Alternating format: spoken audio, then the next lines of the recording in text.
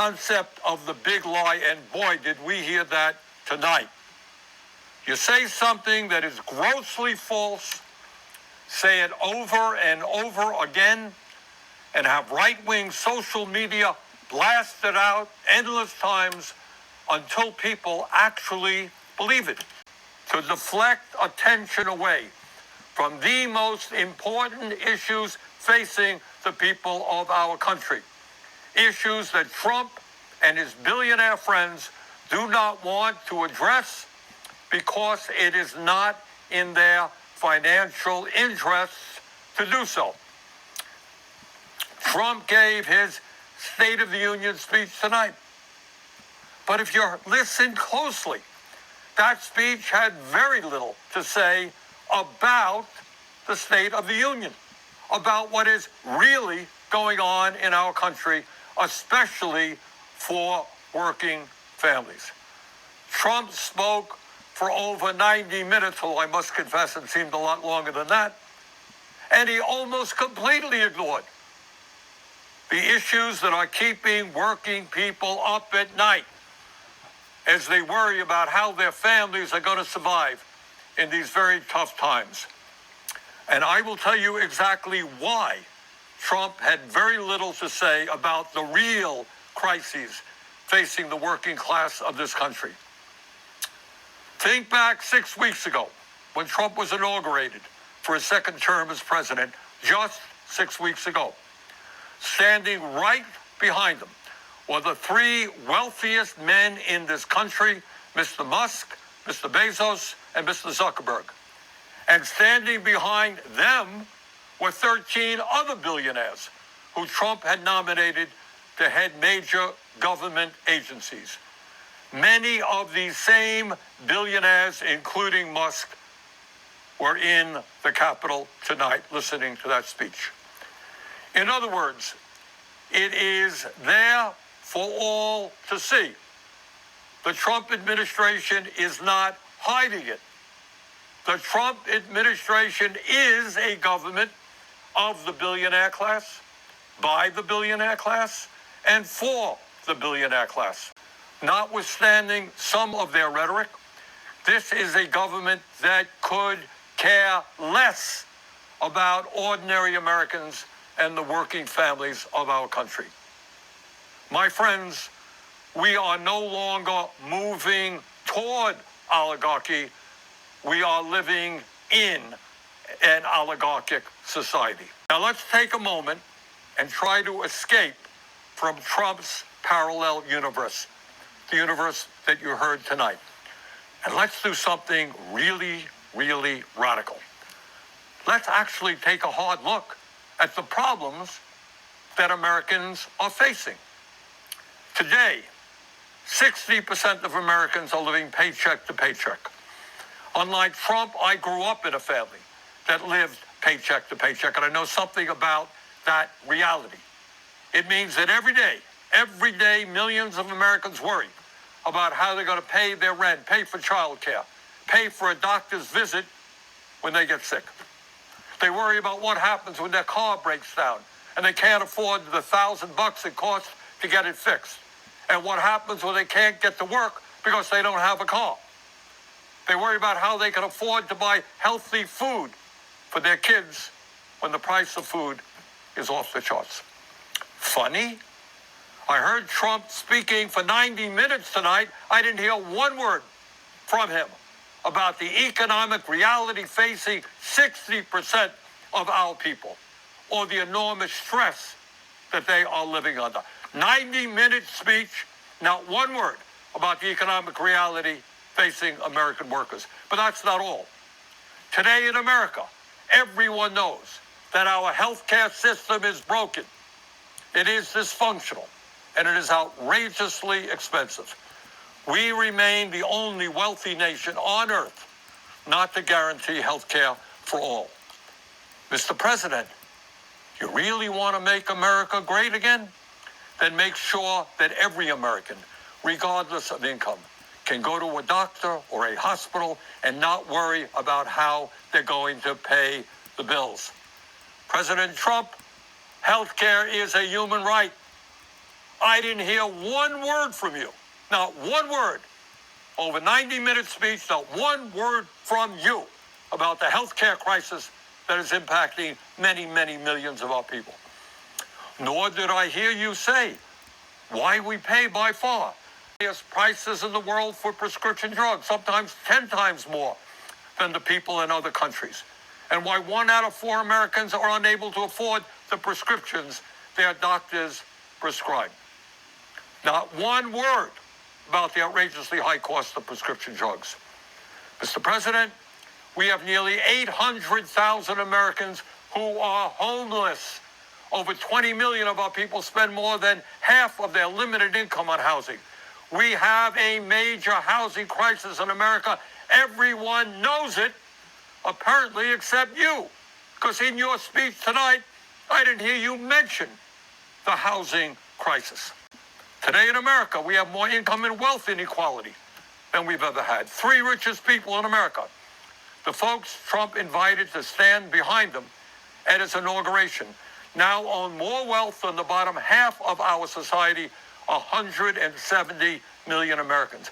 Did anyone out there hear one word from the President of the United States on that enormously important issue which gets to the very fabric of our society? So few owning so much while so many people suffer. And here's something else the President forgot to discuss. Not only is our life expectancy 4 years lower than other wealthy countries, the bottom 50% in this country, the working class of America, on average, live 7 years shorter lives than the top 1%. Got that? In other words, being poor or working class in this country today is a death sentence. Did you hear any discussion tonight as to why so many of our people are living shorter lives than they should?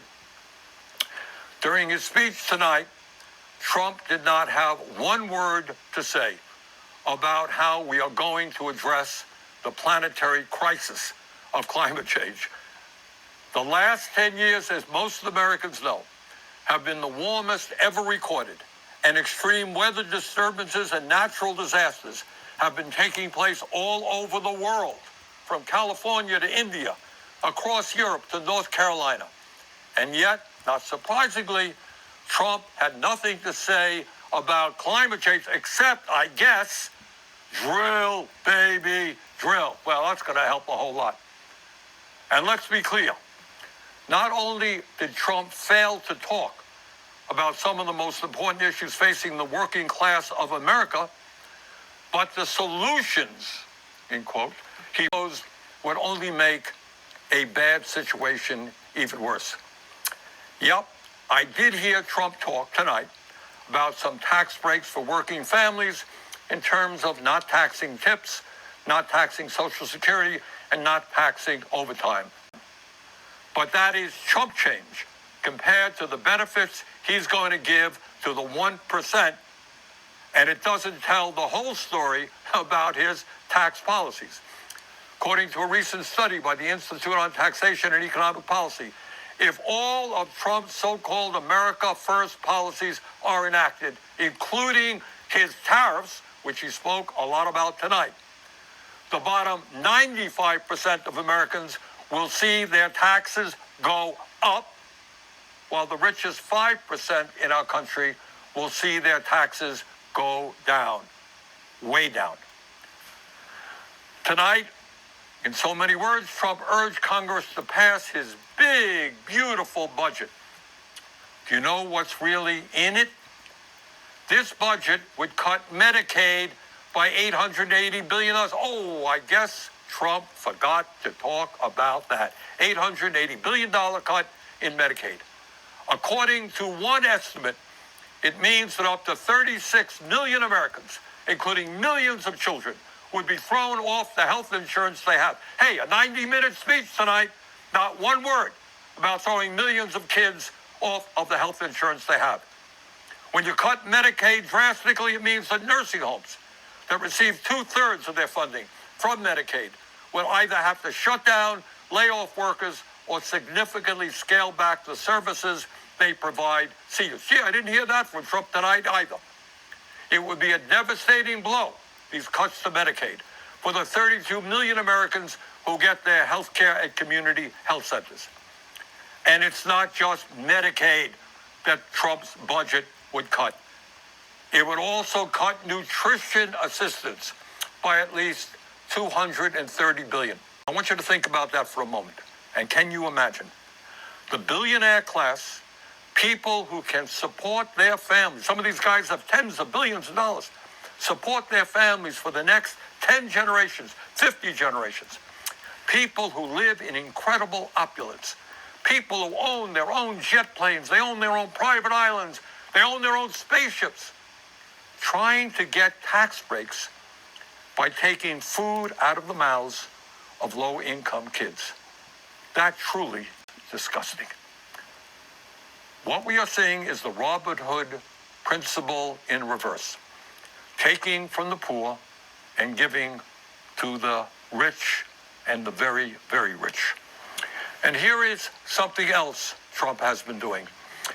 For the past several weeks, he and his good friend Elon Musk, who was up there in the audience tonight, have been throwing hundreds of thousands of federal employees off their jobs. Now, I know some of you are saying, well, that's too bad, but that's the federal government, not me, it's not me, it's just those guys who work for the federal government. But I want you to think about this. Think about it for a moment. If Musk and his friends can arbitrarily throw federal workers out on the street today, what do you think that Musk and his fellow billionaires will be doing tomorrow when artificial intelligence and robotics explode in this country? Do you think they'll give a damn about you and your families? No, they will treat you exactly the way they're treating federal employees today. You will be out on the street as well. But it is not only absurd domestic policies that we've got to fight. For the first time in our 250-year history, we have a president who is turning his back on democracy and allying us with authoritarianism. No, we must not abandon the people of Ukraine who were invaded by the Russian dictator Vladimir Putin. We must always stand for democracy, not dictatorship. Let me be very clear. Regardless of where Trump is taking this country, here's what I think and what I believe the American people want us to do. They want us to end a corrupt campaign finance system. Well, golly gee, I didn't hear Mr. Trump talk about that tonight. A corrupt campaign finance system which allows a handful of billionaires to buy elections. It is beyond crazy that someone like Elon Musk can contribute over $270 million to help get Trump elected, and then he gets to run the government. It is absurd that any member of Congress who stands up to Netanyahu's brutal war in Gaza can expect to be opposed by millions of dollars in campaign contributions coming from AIPAC. The American people want us to end this disastrous Citizens United Supreme Court decision and move to the public funding of elections. Democracy is supposed to be about one person, one vote, not billionaires buying the political candidates of their choice. And further, no, we should not be giving tax breaks to billionaires. That's not what we should be doing. We must demand that the wealthiest people in this country start paying their fair share of taxes. We must raise the federal minimum wage of $7.25 an hour to a living wage of at least $17 an hour. We must make it easier for workers to join trade unions, grow the union movement, and prevent corporations from violating labor laws with impunity by passing the PRO Act, legislation that I will be introducing tomorrow. No, we are not going to cut Social Security. Quite the contrary. We must expand Social Security benefits and extend its solvency for the next 75 years by scrapping the cap that allows a billionaire to pay the same amount into Social Security as a truck driver. Too many of our seniors are hurting today for us to be talking about cutting Social Security. Over 20% seniors in this country living on $15,000 a year or less. Further, instead of making massive cuts to Medicaid, we must join every other major country in guaranteeing health care to all of our people through a Medicare for All single-payer program. We must also take on the greed of the pharmaceutical industry, get them to charge us what they charge other countries, reducing prescription drug prices by 50%. And at a time of a terrible housing crisis in Vermont and in every area of our country, we must build at least 4 million units of low-income and affordable housing, stop corporate landlords from jacking up rent prices, and establish a cap on rent. In a competitive global economy, we need the best educated workforce in the world. All of our young people must have the ability to get a higher education by making public colleges, trade schools, and universities tuition-free and canceling student debt. Yes, we can create millions of good-paying jobs by cutting climate change and moving our energy system away from fossil fuels and into sustainable energy. You know, I heard a lot of talk about freedom tonight from Mr. Trump. Well, in a free society, we must absolutely guarantee that it is the women of America who control their own bodies, not the local, state, or federal governments. Now, I know, because I've heard from many of you, that there are a lot of people out there who are feeling angry and frustrated at what's going on here in Washington, D.C. And some of you may feel a bit hopeless. So let me say this. At this particular moment in history, despair is not an option. Giving up is not acceptable. And none of us have the privilege of hiding under the covers. The stakes are just too high. Let us never forget, real change only occurs when ordinary people stand up by the millions against oppression and injustice and fight back. That is the history of the founding of our nation, when brave men and women took on the mighty, invincible British Empire. It is the history of the abolitionist movement, the history of the labor movement, the history of the civil rights movement, the women's movement, the environmental movement, and the gay rights movement. Yes, I know. The oligarchs are enormously powerful. I deal with them every day. I know that. Yes, they have endless amounts of money. Yes, they control our economy, and they own much of the media. They have enormous influence over our political system. But from the bottom of my heart, I am convinced that they can be beaten. If we stand together and not let them divide us up by the color of our skin, or where we were born, or our religion, or the language we speak, or our sexual orientation. If we bring our people together around an agenda that works for the many and not just the few, there is nothing in the world that can stop us.